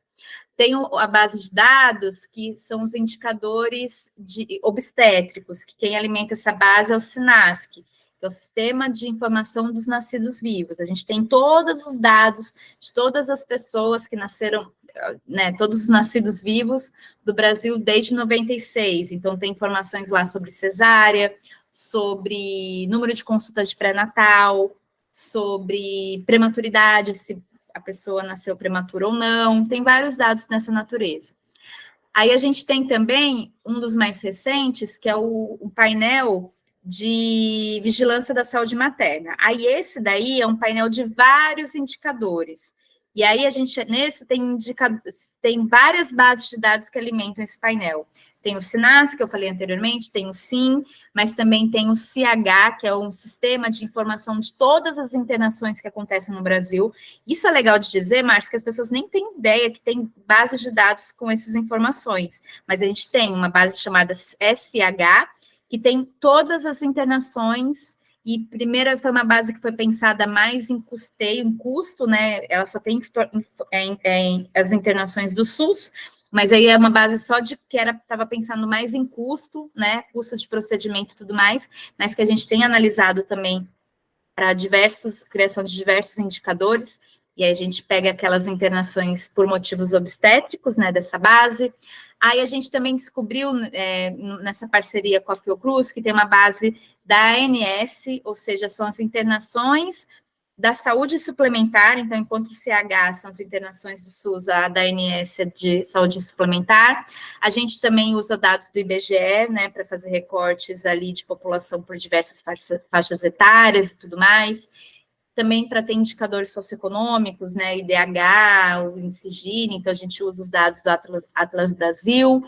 Deixa eu ver o que mais que eu estou esquecendo, mais de alguma. A gente também tem nesse painel de vigilância da saúde materna, a gente também tem um indicador lá sobre porcentagens de mulheres usuárias exclusivas do SUS, então é outra base de dados que a gente usa para criar esse indicador. Tem também uma base sobre assistência primária, então são várias bases relacionadas à saúde materna e de saúde neonatal também, fetal e neonatal. E um outro painel que eu acho que é bem legal e é muito importante, e que a gente está também num projeto de dar mais visibilidade para ele, é um painel chamado Qualidados. Qual que é a ideia desse painel? É também de apresentar indicadores, mas ele tem um olhar um pouquinho diferente dos anteriores. Por quê? Ali a gente vai mostrar indicadores de qualidade dos dados. Por quê? Porque são bases de dados públicos, né? Os dados são públicos e são alimentados ali no dia a dia da loucura do hospital. Então, você vai ter vários dados faltantes, né? E felizmente, quando você faz uma análise temporal, você vê que essa porcentagem, infelizmente, vai diminuindo, principalmente para as variáveis mais importantes, né? Isso tem diminuído, felizmente, mas mesmo assim, sem ter alguns dados implausíveis, sem ter alguns dados inconsistentes. Então, o que a gente faz com esse painel? Olha só, pessoal, muito importante esses outros painéis com esses outros indicadores, mas é importante, uma vez que a gente vai usar essas bases públicas para tomada de decisões para pautar, né, na verdade, discussões em políticas públicas, nesse caso relacionado à saúde materna e infantil, é muito importante que a gente discuta qual é a qualidade desses dados, né? Então, esses indicadores, eles têm um pouquinho esse olhar de como que a gente pode mostrar como esses dados estão sendo apresentados, né, e disponibilizados para a gente. E o legal, Márcia, porque a gente teve uma aluna que foi um TCC de uma aluna minha, que ela analisou para algumas variáveis do SINASC, que é o Sistema de Nascidos Vivos, ela viu ali a incompletude, o indicador dela era a incompletude, e fez uma análise ali para ver, por exemplo, algumas informações de estados que estavam associados, por exemplo, de ter maior incompletude ou menor. Então, o IDH, né, fez algumas análises assim para associar alguns indicadores socioeconômicos com também essa porcentagem de dado faltante para algumas variáveis importantes do SINASC. E aí, aí era uma análise muito secundária no trabalho dela, a gente usou regressão beta, então foi bem legal, assim, do ponto de vista estatístico, mas ali, no trabalho dela, num pontinho ali, a gente fez um ranking das unidades federativas, de quais eram os melhores, dos piores, assim, mas sabe, uma análise descritiva que a gente nem deu muita bola ali no trabalho dela, porque como era um TCC de estatística, a gente focava mais no método que estava sendo analisado e tudo mais, e tinha muito problema de excesso de zero, então a gente fez uma análise bem legal disso. Aí, o que aconteceu? A gente estava no momento de muita visibilidade do observatório. Aí a Gabi, a gente divulgou a apresentação da Gabi, do TCC dela, e foi um cara, um gestor de Minas Gerais, e viu o trabalho dela, e logo depois saiu numa reportagem, Minas Gerais não, Mato Grosso do Sul, falando que Mato Grosso do Sul era um dos estados com a menor porcentagem de incompletude, diz o Observatório Obstétrico Brasileiro. Então, assim, a gente não estava pensando nisso, ele viu aquela apresentação, pegou algo que a gente nem estava focando, mas usou isso para... Por quê? Porque a gente descobriu nesse exemplo que é legal apresentar esses dados, porque tem muita disputa, né, entre os estados. Eu não quero ser o pior, né, eu quero ser o melhor. Então, tem esse projeto também do Qualidades, ele é muito importante para a gente, porque vale discutir também qual é a qualidade desses dados. Acho que quem já trabalhou com dados públicos sabe que vai ter ali alguns dados muito absurdos, você vai falar, como que eu vou trabalhar, né? A gente já teve até escolhas, tem uma base de dados chamada de síndrome gripal, que ela começou com os casos a ser analisada, ela começou, na verdade, a ser disponibilizada com a pandemia da Covid-19, então mostrava todos os casos de síndrome gripal.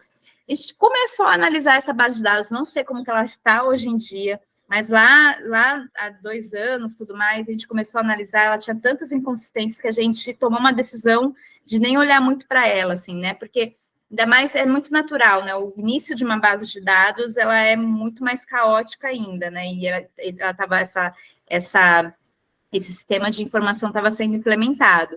Obviamente, por exemplo, o CIVEP-GRIP, ele existe há muitos anos, né? Então, isso já faz com que ele já tenha uma base, óbvio que você vai encontrar algumas questões, óbvio, mas ele já está muito mais maduro do que uma base mais nova. Então, esse nosso outro trabalho do Qualidades, ele é muito importante também. Então, são diversas bases de dados, né? E eu, agora, falando de cabeça, devo ter esquecido várias aqui, mas que cada painel tem a sua ou as suas bases que alimentam o painel específico. Ótimo.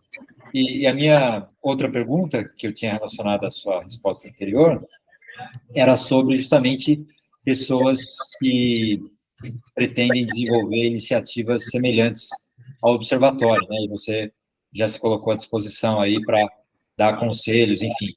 Mas, deixando você numa situação um pouco desconfortável aí, se você pudesse destacar uma coisa da sua experiência no observatório,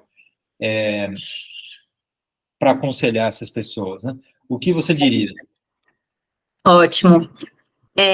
Primeiro, uma coisa que eu acho que é muito legal, e eu acho que eu não falei, ou talvez não tenha ficado muito claro na minha fala, é que a gente pensou no observatório lá atrás, né? Eu pensei nele, falei, nossa, precisa de alguma coisa, mas isso, quando foi? Foi 2018 eu saí da obstetrícia, então não foi imediato a ideia de criar um observatório para ter um edital da Gates que foi perfeito, porque parecia que a gente fazia check em todas as exigências dele, né?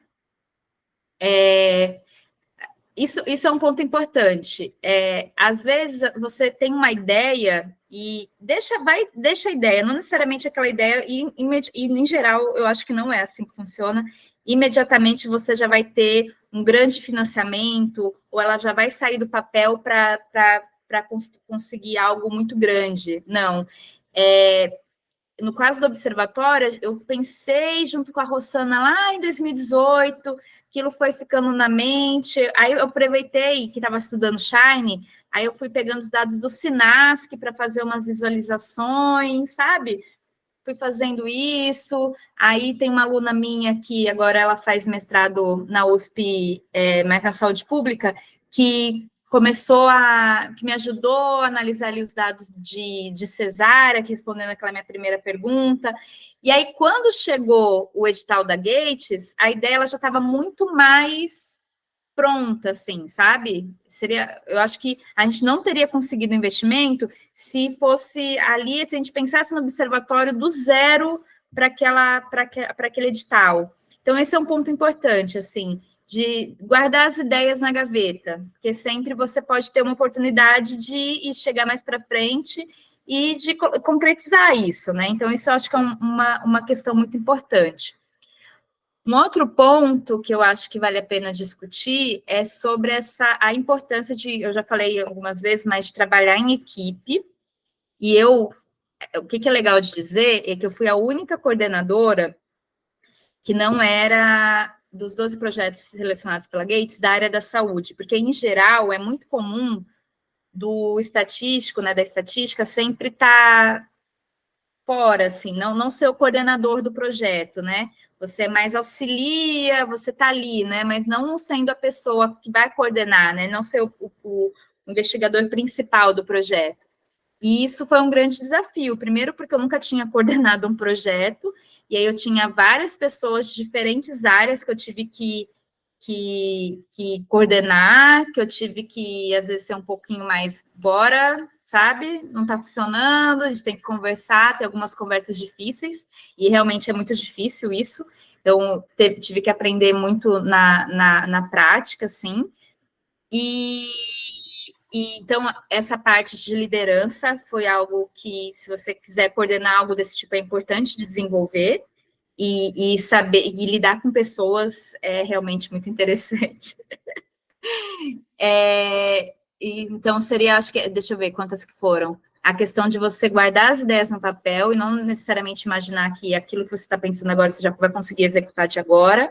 É importante maturar uma ideia, né, e desenvolvendo. A questão de trabalhar com pessoas, pensando numa ideia de criar um projeto parecido com o observatório, de pensar em pessoas múltiplas de diferentes áreas, que juntas vão criar algo muito interessante e com conhecimentos diversos, isso é muito legal também. Aí, nessa parte de coordenação, de saber liderar e coordenar, e também de saber atribuir funções, não centralizar tudo, isso é um outro ponto que eu fui aprendendo durante o processo. Eu estava, deixa que eu vou resolvendo, né, de centralizar tudo, e não é importante delegar, isso é uma outra coisa importante que você vai desenvolvendo, e gostar muito do que faz, assim. Eu me perguntaram se eu trabalharia da mesma forma se fosse dados de outra área, dados aplicados, né, um problema aplicado, mas de outra área. Eu não sei se eu trabalharia com a mesma vontade se fosse em outra área, assim, porque eu realmente gosto muito, muito, muito da área de obstetrícia, assim, né? Então, de trabalhar e de entender o igual eu falei para vocês sobre aquele livro da Camila, né? O que quer dizer uma morte de uma mulher gestante, né? O que isso implica para a sociedade, né? É algo muito maior, né? Provavelmente tem crianças órfãs, provavelmente, e a gente sabe dos dados do Brasil, a chance de ser uma mãe solo é muito grande, então, várias discussões, assim, que eu realmente, do ponto de vista até pessoal, me sensibilizo muito, então, tenho uma paixão também pelo tipo de problema e dados que eu analiso, né? Então, acho que isso também, de encontrar uma área que é aquela que vai fazer com que você goste de trabalhar e entenda, assim, sabe? Eu não gosto muito de entrar em discussões sobre propósito, ainda mais relacionado a trabalho, né? Acho que a gente faz uma confusão muito grande de trabalho com a nossa vida. O trabalho define a gente em muitos aspectos, não vou entrar muito nessa discussão, mas se for para trabalhar em algo dessa forma, acho que é importante ser algo que você realmente goste, assim, porque eu acho que isso ajuda bastante, na verdade. Puxa, Agatha, obrigado pelo, pelo tempo, obrigado pela iniciativa, né? Porque no Brasil nós temos diversas políticas públicas, algumas até com bastante tempo já, mas a gente tem pouco hábito, se é que existe, de avaliar essas políticas públicas, né? E avaliar se baseando em dados, como você falou, e o observatório é justamente possibilita isso, né? Possibilita que políticas públicas, no caso relacionadas à saúde pública, né, sejam avaliadas. E isso, de fato, eu acho que deveria ser muito mais valorizado pela sociedade em geral e, em particular, pelos tomadores de decisão, né, os nossos tomadores de decisão que, infelizmente, não têm consciência disso, a não ser quando a opinião pública Tá em cima. Né, a ribalta, e aí eles tomam alguma ação, ou, infelizmente, quando acontece alguma coisa, como foi a pandemia, né? Agatha, eu não sei se você gostaria de comentar sobre algum aspecto do observatório sobre o qual eu não perguntei, mas se você quiser, fique à vontade, a palavra é sua. Não, acho que eu respondi e acho que a gente conversou bastante de todos os aspectos que eu acho que são importantes de falar. E acho que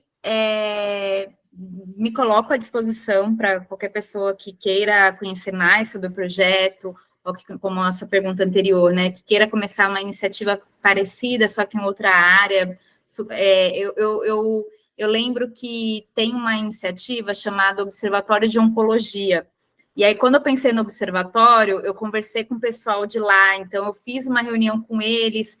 É um projeto bem diferente, mas foi muito importante de ter essa conversa com eles, então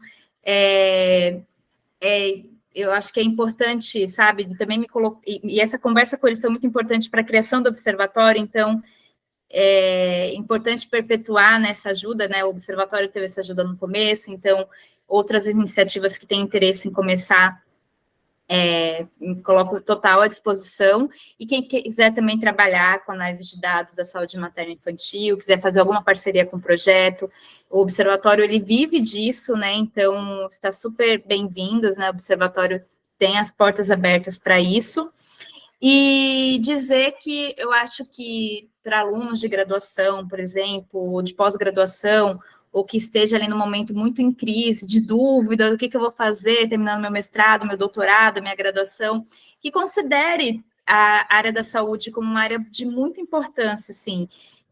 Infelizmente, comparada com áreas mais quentes, né, área financeira, não vai te dar o maior retorno financeiro, mas acho que com o tempo a gente vai vendo que dinheiro só não é tudo, né? A gente escolheu ser professor, né, Márcia? Então a gente sabe disso.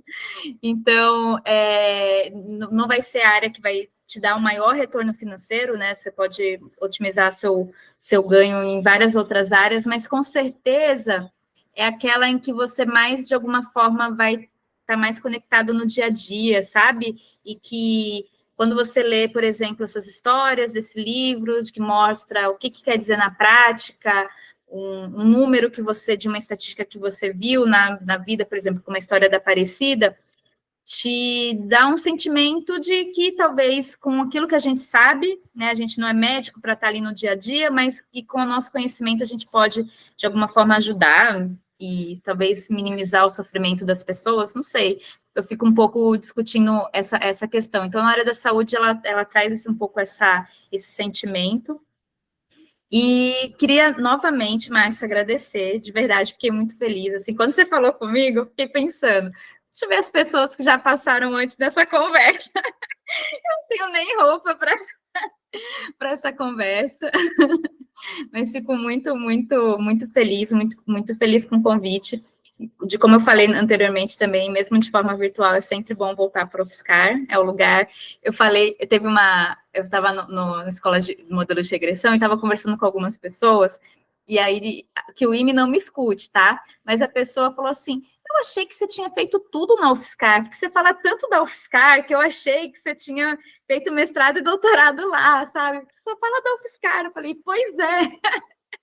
Então, eu realmente tenho um amor, acho que nem é carinho, é amor mesmo, né, pela UFSCar, o lugar onde me formei, onde eu tenho um carinho muito grande pelos professores, então, voltar, né, e trazer essa conversa de um projeto que eu sou tão apaixonada, é realmente aqueles momentos da vida que a gente marca, assim, como um momento muito importante. Então, muito obrigada. Eu que agradeço, Agatha. Como eu já falei, né, pessoalmente, particularmente, vou falar em público também, já que você deu a deixa sobre a UFSCar, né, a Agatha foi aluna da primeira turma que eu lecionei na UFSCar, então você é jovem, né, mas indica quanto tempo eu já estou aqui na UFSCar, e é muito bom ver você aí desenvolvendo vários trabalhos importantes. Não só esse, né? Esse é só um deles. Como eu falei, a gente poderia falar sobre vários outros trabalhos que você desenvolveu. Então, a gente fica, sem dúvida, muito feliz. E aproveito de novo para agradecer pelo tempo e pedir que você continue, por favor. Como eu disse, isso é importante. O trabalho do observatório é importante, né? Claro. Então, se precisar de mais apoio para buscar fontes para continuar, a gente sabe que as pessoas não trabalham de graça, né, e não devem mesmo. Então, sua iniciativa é muito importante, assim como todas as pessoas que estão com você, né? Você não fez isso sozinha, mas, por favor, continue, porque é uma iniciativa muito importante. Então, obrigado mais uma vez pelo tempo, a disponibilidade de conversar com a gente. Eu que agradeço. Muito obrigada pelo convite e pelas horas. Agora que eu vi, passaram 2 horas, mas foi muito bom mesmo. Muito obrigada.